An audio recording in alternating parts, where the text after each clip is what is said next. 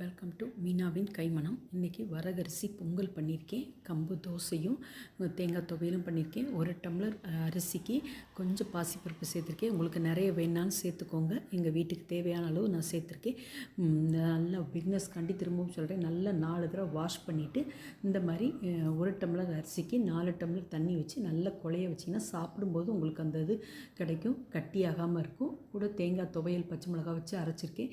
கூட இந்த மாதிரி செஞ்சு சாப்பிட்டு பாருங்கள். குழந்தைங்களுக்கும் கொடுங்க, பெரியவங்களும் சாப்பிடுங்க. கூட கம்பு தோசையை மிளகா இது சின்ன வெங்காயம் கீரை முருங்கைக்கீரை இருந்துச்சு, அதுவும் சேர்த்து நல்லா வதக்கி தோசை ஊற்றிருக்கேன். குழந்தைங்களுக்கு சாப்பிடுவாங்க, பெரியவங்களுக்கும் நல்லது, வெயிட் லாஸ்க்கு ரொம்ப நல்லது. வாரத்துக்கு 2 முறை சேர்த்துக்கோங்க. வெள்ளை தோசை காட்டிலும் பிள்ளைங்களுக்கு இப்போவுமே கொடுத்து பழகிட்டிங்கன்னா ரொம்ப நல்லது. கூட இந்த சிகப்பு மிளகாய் சட்னி எங்கள் வீட்டில் பிடிக்கும், அந்த மாதிரியும் பண்ணியிருக்கேன் நான். கூட பழமும் இருக்குது. தேங்க்ஸ் ஃபார் வாட்சிங். இந்த வீடியோ பிடிச்சா சப்ஸ்கிரைப் பண்ணுங்கள், லைக் பண்ணுங்கள்.